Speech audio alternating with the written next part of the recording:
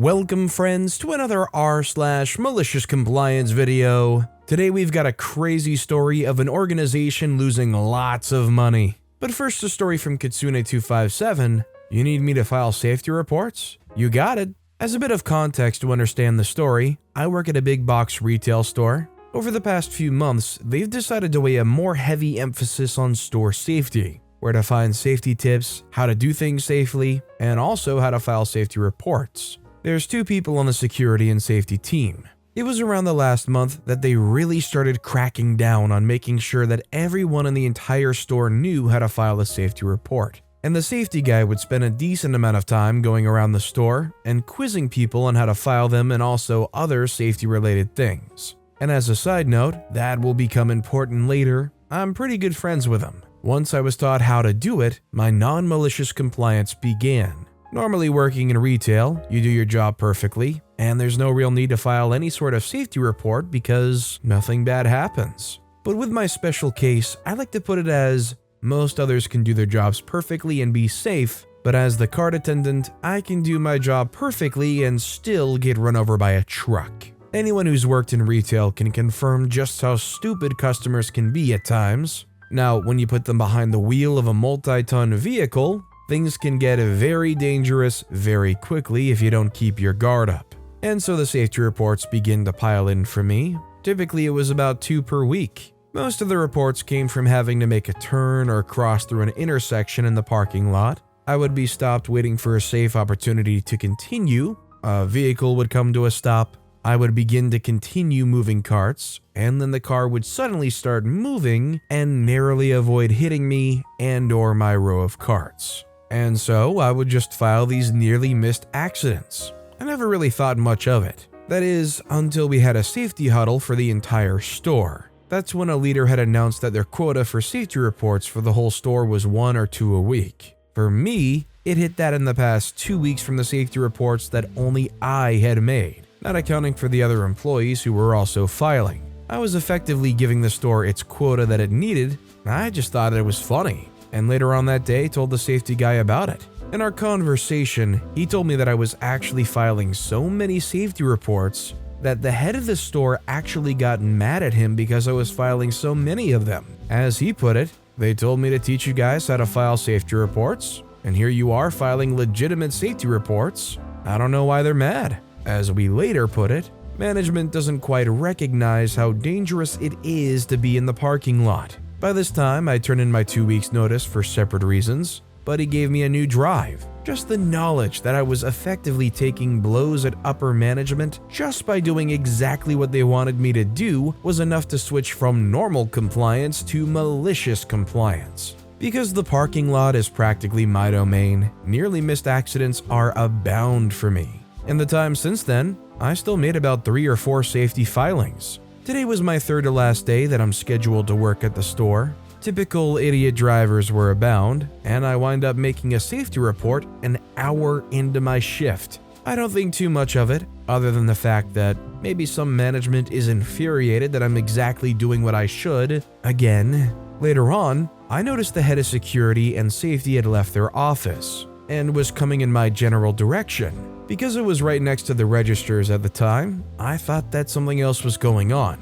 Just gave him a typical greeting, but was surprised when he came towards and stopped. He said to me, "Hey, if you have any more safety filings that deal with vehicles, just come to me or safety guy and report it to us directly." As soon as he left, I felt the sense of victory. My compliance in both malicious and non-malicious forms was too much for management, and they finally buckled under the weight of my safety report filings. I was almost laughing at the thought. I told a few coworkers about it, and all of them agreed with me that it was hilarious. The guy with the most dangerous job just got asked to stop making safety reports on the most dangerous aspect of their job because they were filing so many. As I said before, I already have my 2 weeks in, and I only have 2 more working days to go. So I don't really care that this feels unusual and not right. I'm just happy to move on to a new job.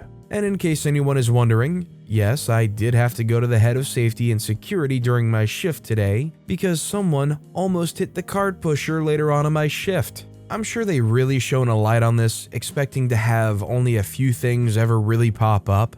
Little did they know that they actually inspired somebody to properly speak up about safety issues. If you were in an OP situation, would it just annoy you having to fill out all these safety reports? Or would you actually find it satisfying knowing that it's actually annoying people higher up in the food chain? Let me know which side you would fall on in the comments down below. And by the way, if you're enjoying these stories, make sure to hit those like and subscribe buttons down below. Every video has awesome stories, like our next story from Credence Fearwater. Good luck when you end up costing the org serious money in revenue loss, data loss, disaster recovery costs, etc. You're right, I really did need a vacation. I'm a young brown female in a company that is much older and mostly white. Honestly, it's usually not that big of a deal because we work remote and I work mostly with the same groups of people and they know me and respect me now that I've earned it. But I also work a cross-functional role, so I lead company strategy around specific initiatives that reach across the org, and of course, I deal with a lot of people ignoring me and confirming everything I say with my white male boss. But I also have a pretty great boss who will direct them right back to me, or more likely ignore them till they just come to me on their own. This time I was working with this individual who was leading another team, who, if it matters, is definitely a much more operational resource than myself. He and his team were assigned by their manager, who also openly questions my age and experience constantly, as a joke, to be my resources for this business-critical project. However, either willfully or otherwise are incapable of the smallest tasks, or do it carelessly and break our workflows, etc. They won't even Google or Stack Exchange to find the right answer, and it honestly blows my mind. I decided it's better to just do it for them and not take credit, because otherwise, it would be weeks off track and still incomplete. Every week they have questions that the team lead sends in an email to my boss with me copied that I'll answer because it's my freaking initiative. And mind you, I was hired for this role because I'm considered a thought leader in my field, and my boss does not have a clue to be able to answer it even if he wanted to, nor does he care. And they'll ignore me and do what they want anyway, which I'll spend many nights fixing on top of my already 10-hour days. One day I answered and got frustrated and asked without anyone else on copy why I was answering if they weren't going to even acknowledge it or change what they were doing. And he says to me with his manager on copy, "Because the questions weren't for you. These are strategy decisions that I need confirmation from," insert my manager name, on. So I said okay. I brought up the situation with my manager, who said, okay, we have to be careful with fragile egos, as they were with the org for many years, and probably didn't enjoy direction from someone younger and new. So he said, you've done your job, let them do theirs now. So I did. I stopped answering questions not directed at me, stopped doing their work for them, and started sending more detailed do and don'ts to the team, and have my project manager, a wonderful woman who's also ignored of course, send weekly executive project updates to their manager as well as mine, etc. This report includes cost, impact, and risk. This was about 3 months back. Unbeknownst to the aforementioned team, I'd already succeeded as far as my role was concerned.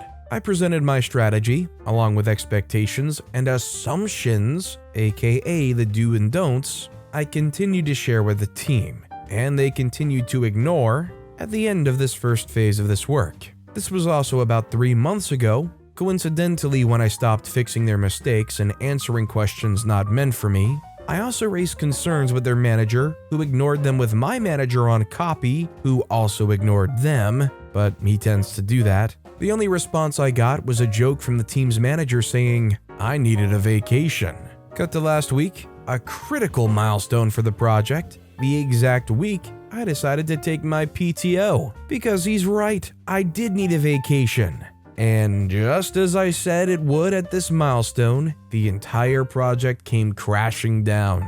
The data backups were of course not even saved appropriately, so we couldn't even recover that quickly. I, of course, did keep backups without letting the team know, because I'm not that petty. The biggest mistake you can make in an org like mine is to disrupt business continuity. And let's just say business was seriously discontinued. As I said it would be to anyone who would listen, because business continuity disruptions means big money losses. So anyway, I get a series of calls during my week off from my boss, and I didn't even have to explain the situation to him because he was on copy for most of this. I had done everything, including save the day with my backup data backup in case they screwed up. I got showered with praises from my superiors, and I took the opportunity to pitch my boss a new initiative to lead, and of course, it was a hit as he was riding the waves of commendations to him as well for his department crushing it. I have relatively no clue what happened to the team that was working with me though. Guaranteed not much in the way of actual consequences, but, they were under fire and will be for a long time. Frankly, I think this was the best mindset and the best way of going about it. If they're not going to listen to you and rely on you the way that they should just because of their own biases, do what is right by your job, inform them that there's no handrail on this boat, and when they willingly ignore you, walk right off the deck and fall into the water. Metaphorically anyways, don't be the one to pull them out of the water when their ignorance, bias, and lack of respect was what got them in the water in the first place. Our next story is from Ben Blue, Croatian bureaucracy, birth certificate. I have a great story about bureaucracy in Europe, Croatia in particular. I was born in Croatia and moved to USA like 35 years ago. I needed my birth certificate for some real estate transaction, so since I'm in the US, my sister went to the regional office to get my birth certificate. She knows that the bureaucracy in Croatia is horrible, but her trick is to come in about 5 to 10 minutes before closing because they're eager to go home, so they don't complicate things as much as they usually do. So here's their conversation. Sister says, "Good afternoon." The lady behind the counter says, "Good afternoon." Sister says, "I'm here to get a birth certificate for my brother." She says, "Sure, we can do that. Was he ever married?" Sister says, "Yes, he's married." The lady says, "Oh, sorry, we need the marriage certificate to verify that he didn't change his last name. You have to go to this address to get the marriage certificate." Sister, silent thinking. She says, "Would you mind if we start again?" The lady says, "No problem." Sister says, "Good afternoon." The lady says, "Good afternoon." Sister says, "I'm here to get a birth certificate for my brother." She says, "Sure, we can do that. Was he ever married?" Sister says, "No, never." The lady says, "Here you go. Have a nice evening." Sister says, "You too." I've lived in the USA for too long. I would have never thought about this. Practical compliance. I can't relate to this exact situation, of course, but I remember hearing stories of family members who've just had to deal with bureaucracy like that. And it's like the amount of, okay, you have to provide this document, and you provide it, and then it's like, okay, now you have to contact this other body and get a document stating this from them, and then you have to get mailed an envelope, put your whatever document inside it, mail it back, and trust we don't lose it in the mail, and once you get that document back in 7 to 21 business days, then ship that it's like, it just goes on and on. And our final story of the day is from Dude Chicken Dude, back in 2014. I obtained the rank of Airman First Class, A1C, in 2014 in the United States Air Force,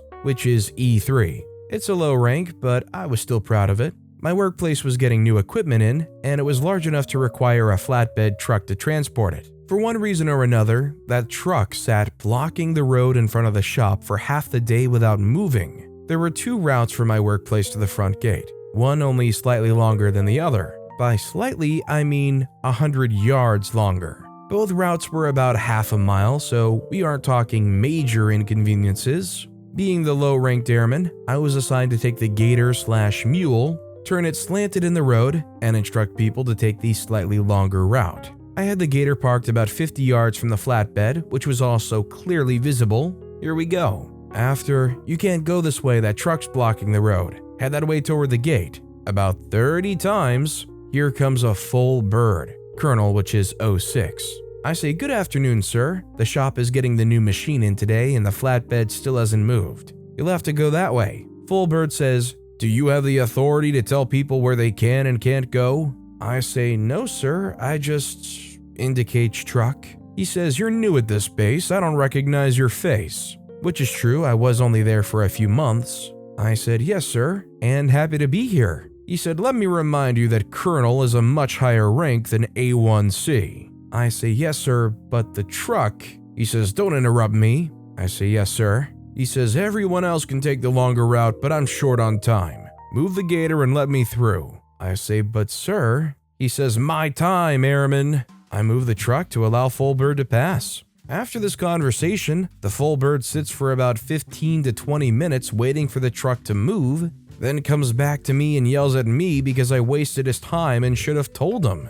Fullbird then goes into the shop to yell at my shop chief about the truck still being there. After all this was said and done, I didn't get back to my dorm until 5, after my shift ended at 3:30. The Fullbird didn't get off base till 5:45 to 6 because he had to make sure that the airman who wasted his time got written up and PT'd for punishment. My shop chief wrote the LOC, but didn't make me sign it and ripped it up. The PT I was made to do for punishment was to walk the 30 yards to the mailbox and get the shop's mail for the day. That kind of PT wore me out. If there's a type of person that seriously annoys me, it's somebody that takes their role of power, walks all over somebody, thinks whoever they're talking to has nothing worth of value to say to them, and then when they find out there's no handrail on the side of the boat and they walk right into the water, they get mad saying, why didn't you tell me? It's like, I would have told you if you let me. You need me to grab the life preserver? But with that being said, that's all the time we have for today. If you want to see another malicious compliance story that was crazier than the ones in this video, click on that left video. Or if you missed my latest video, click on the right. But with that said, I'll see you all next time for some more stories.